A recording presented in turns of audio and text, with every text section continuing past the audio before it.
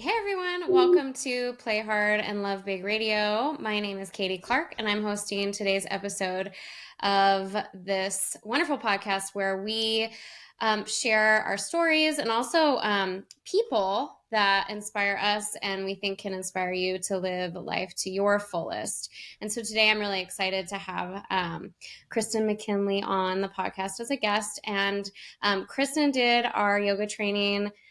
I can't even remember the year. I think 2020. 2020. Okay, 2020, and has since become a really good friend. And that's one of the things I love most about our business is just like meeting people that I maybe otherwise wouldn't have met and creating connections that otherwise might not have happened, and finding those new friends that become really dear to myself and my family. So welcome, Kristen. It's really great to have you. Thank you for Thank, being on. thank you so much. Yeah, so things have changed for you a lot in the last few years A in lot. your life. Yeah, so why don't you share a little bit about that? Okay, I'd love to. Yeah, so since doing the training, my family has moved out of state to Boise, Idaho, which has brought a lot of changes. I left my old career, and I'm doing different things, getting to be a mom more and hang out with my kids, which is really, really special. And getting to work on starting kind of a new path and career for myself. I've gotten into biofeedback work, and I'm working to get my certification right now. So lots of shifts and changes from what was, and kind of knowing when I came into your guys' training that there was something kind of deep inside me that I knew things were going to be different, and I didn't want to stay in my career, but I didn't really know where I was going. And as I just kind of listened to my heart inside, things just keep unfolding a little bit by little bit, and new things keep coming my way. So it's been a big transition, but a really fun transition. That's awesome. And I know what biofeedback is from my conversations with you, but maybe you could explain that a little bit more because it's really interesting and people might not know what that is. Yeah, so from what I've gathered so far, and I still have a lot to learn as I'm working through all of my courses and classes right now, but it's understanding our body's electric system, and how by managing and retraining our body electric, we can reduce stress in the body, and then allow our own body to be its magical self and to help heal itself. And it's something that I did a lot of work on. I went and saw other people that did biofeedback work when I was in a really stressed state back in, what was that, like 2015 time, and had a lot of work done as I was kind of diving into myself. And it really helped me to deal with my stress. And somehow I came back to it, and I'm hoping to be able to help others in the same way that the Mountain Maiden ladies helped me. Yeah, it's so wonderful how, I mean, that's sort of how it feels for me with yoga. Like it changed my life, and that's why I got into teaching and why I continue to teach is just sharing. I think when you share something that makes such a huge difference in your life, it's like it keeps it alive for you It's too. rewarding, right? To be able to give a gift back that was once given to you, any way that I think I can be able to help others. I've always wanted to, since I was younger. That's as I thought about what did I want to do with my life and my career. And there was always something that I just wanted to help. And didn't know what that meant, right? I used to work in environmental enforcement, and my way of helping people there was to ensure that, our soil, our water, our environment was clean, and that folks understood what the public health impacts were and how that impacted their health. But I was also getting saddened in my heart that I couldn't do enough. And so something was shifting, and I knew I really loved holistic health, and how could I bring different ways of thinking when other forms of maybe our modern medicine wasn't being able to help people always cope. And are there other ways that we can add on top of that, or think in alternative viewpoints to be able to provide health and healing on our own to ourselves?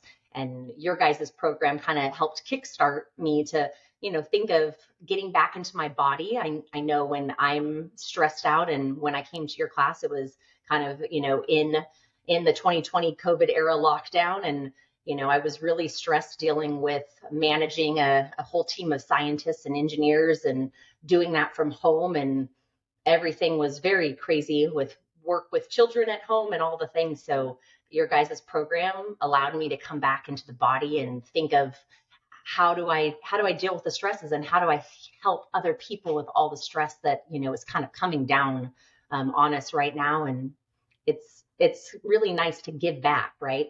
Gifts that we've been given. So I Yeah. hope to do that. Yeah.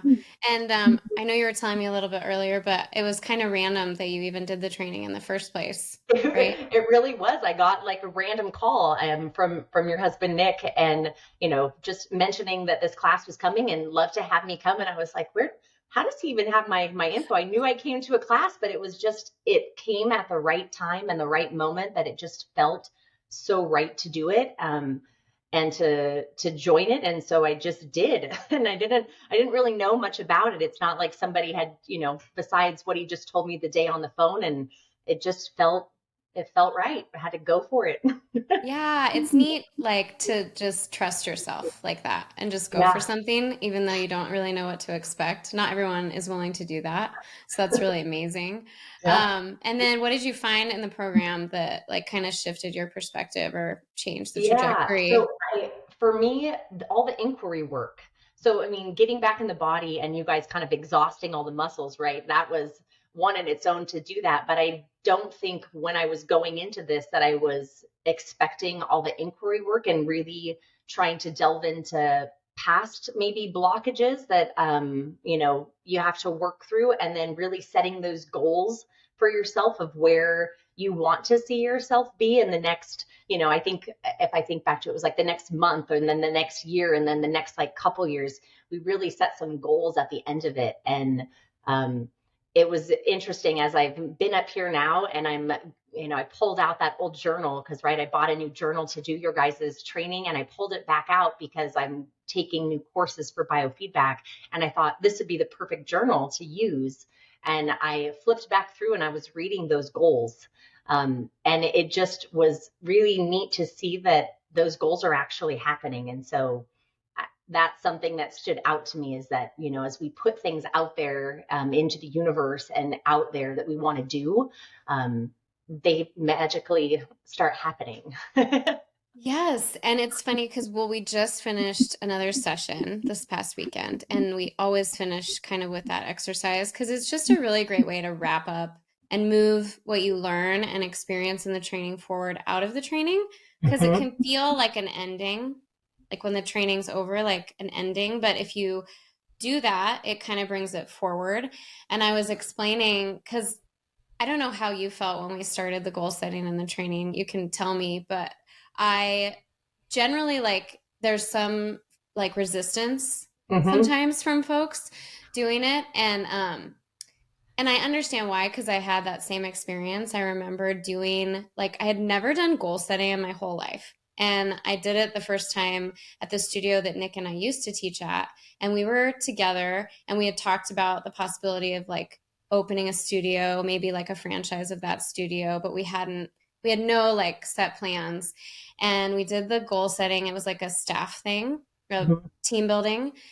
And he stood up and said, like, a goal of owning like two of the franchise of that yoga studio in 5 years or something. And I got like kind of upset and I did and so we left and we got in like a fight because I'm like, why did you tell people that? Like we haven't decided anything and blah, blah, blah. And I think it's because I had it that like if you say something that it has to happen or will happen that exact way. But later, what came from that was actually ending up opening Spotted Dog.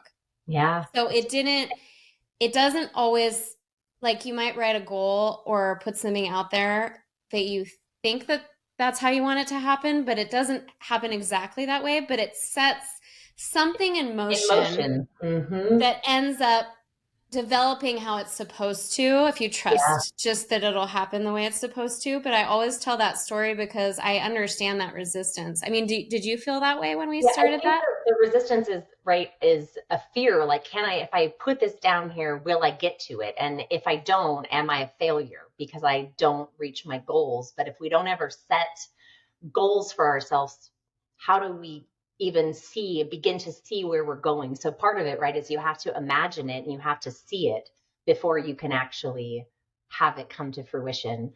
And so it's a really important exercise to do. I mean, all the inquiry work, right? I think it can be a challenge for, the people in the class because it's putting yourself out there and out there to people that you might not know at all, which can be intimidating. It might be easier for others where it's like, oh, I don't know anyone here. I can just spill my whole story. But it also, it makes you kind of be raw in a moment. I remember another one of your guys's inquiries that we did, and I locked up. I couldn't talk where I thought I had dealt with past issues. And it was like, oh, I guess I have some more work to do here on this one because my entire throat is locking up and I can't talk. My chakra is letting me know that I've got something here to still deal with. And over the next couple days after that, things came out, right? The tears kind of came, the emotions that I was storing within the body came out from doing that work. So it's really neat that you guys add that into your program from my perspective. I think it helps people be able to grow um, and deal with things, like I said, stuff that you didn't know was there, and help you really to think of where I'm going to go next. And I really appreciate that from your guys' program. Yeah, and I think from what you're saying right now, to me, I think in our minds we sometimes think that we've dealt with things, Yeah, but the body, and this like ties in kind of, I think, with the biofeedback it does. process, Yes. your body, just because in your mind you've dealt with something doesn't mean that your body has forgotten or let go or No, released. absolutely. We store things, we store emotions, we store physical injuries that we might not have gotten through. We store mental kind of things that we haven't dealt with, right? That might still be there. And through biofeedback, those are things that I hope to be able to help people. Like, we remind the body electric how that we process emotions. How do we respond to like fight or flight when something comes at us? We want to be in a stressed state naturally. We don't want to be in adaptation or exhaustion from something. And so the biofeedback work can allow a person to retrain to not be so exhausted or adapting to something that stresses, and to know what those stressors are for them and Yeah. help deal. Do you think that that the stuff that we hold on to can manifest like as disease or injury of other forms that we don't even associate it with? Absolutely. And I think that's been proven, kind of in the literature too, that how much stress and what we take that on from, like I just said, either if it's mental, if it's spiritual, if it's physical, any sort of stress on us does manifest into disease. And that's been studied for a long time. But it's just, how do we undo that? How do we retrain the mind, which has a big impact on what we do to not be harmed by that? How do we process it? How do we work through things to be able to kind of move past? Yeah. And does the biofeedback process identify like where in the body that's happening? And then how do you work through that with people that you work with in that process? Yeah. So it can give certain clues, but a lot of times it's really up to the client to kind of go through it. I'm able to see certain parameters that the device picks up on. So the specific device that I have is able to measure a person's voltage, their amperage, their resistance, their oxygenation, and their hydration. And there's certain things that are telling about those numbers, right? To be able to ask somebody, but really that'll help. Like, if a person's amperage, for example, is low, that typically can be maybe associated with maybe not dealing with some emotional issues or baggage that they still have. And so I might not know them, but I can ask them questions afterwards if they weren't, wanting to share things, but I can say, this is really low. Are there other stuff? Or maybe you'll think about it after this session, to think about. Or if a person, told me that they drink lots and lots of water, and then I have them on the device and their hydration levels are really low, they're either maybe not being honest about how much water they're really drinking, or for some reason their body's not absorbing water the way that they think, or it's counterbalancing with the amount of coffee they might be drinking or alcohol they might be drinking, other things that impact how much water the body really needs. So it also helps a person think about what do they need for just optimal health? What do you need to think about? What we put into our body and how we treat our body really shows on the outside and how we feel even on the inside. And so certain, just even telling little things like that to somebody helps them make shifts in their own life. So it's not just doing a session, but it helps you become aware of things that impact and how can we be less stressed and more healthy. So, right, drinking more water, our body's going to be less stressed on a physical state because we have enough water and hydration in the body to function at a more optimal level. That makes sense. Yeah. It sounds like you're bringing inquiry a lot into that process too, which is kind of cool. It goes Yeah, everywhere. Yeah. yeah, I want to ask you too, because, one thing I'll just tell the listeners, one thing that I really like admire in Kristen is like the way that you communicate with your children. I feel like you are really great with them and just like you're very playful, but like then if something happens, you like are able to talk to them in front of me at least in a non-reactive way. And it seems natural to you. So do you think that the training and the inquiry process through the training helped with that as well, or changed yeah. the way you parent or had any impact in that way? Well, I think the one thing that I realized in doing that is I wanted more time with my kids. So in my previous, life, I say pre-Idaho, I say I'm living my best life in Idaho now, is I was full-time working mom. And so I had a small amount of time to spend with them. And in doing it, just at that part of my life and doing all that inquiry work, as I knew I wanted more time with them.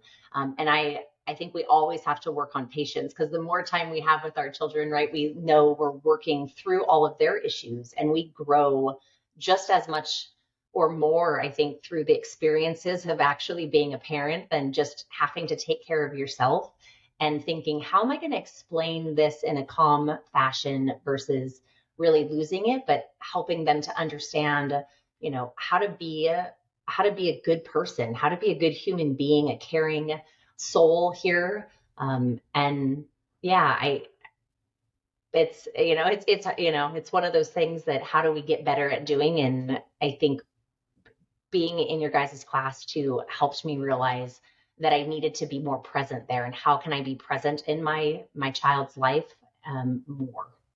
Yeah, I think that's what it always comes back to for me is presence and not just like time spent, but like your attention When on. you're there. Mm-hmm. Yeah, not like being distracted. You could be there Yes, physically, but but not be not like, not really if you're just on your phone or you're dealing with other things and talking to someone else, but actually taking that moment when you have them to really play with them or to have a good conversation. I mean, just today I got to take my son out to breakfast, just me and him, which I haven't gotten to do that. And it's just that moment where, you're sitting there playing the tic-tac-toe on, the thing before, or talking to them about their interests or coloring, and you just get to be there and you're really in the moment versus being distracted and being yeah. a parent.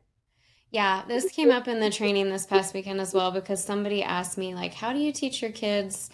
Like, do you teach your kids like yoga principles or like these kinds of things that we learned? And what came up for me, which I hadn't really thought about before, was like what really the yoga has done for me is what we're talking about, like helps me be more present with my kids.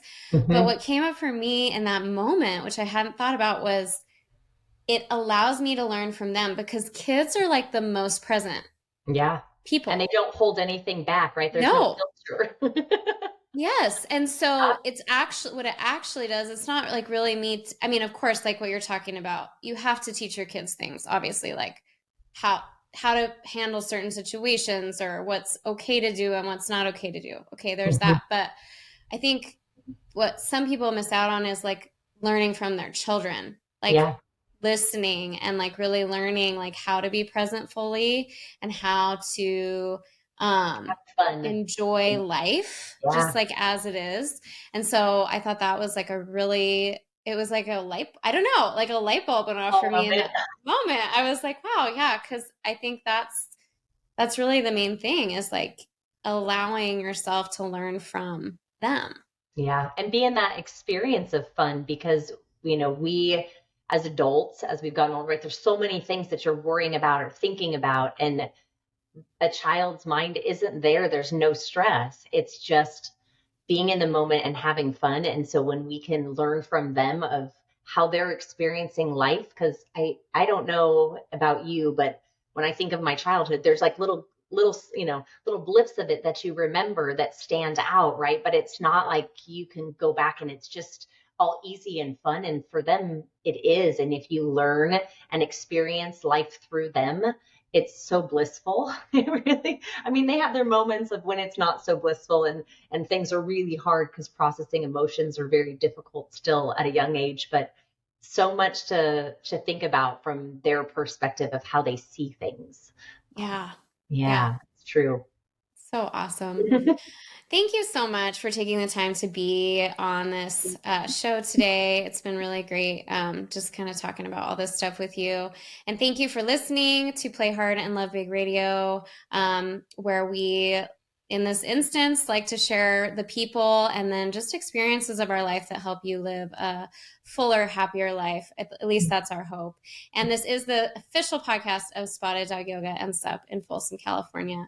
And we will see you soon. Thank you. I'm like, where's the stop button?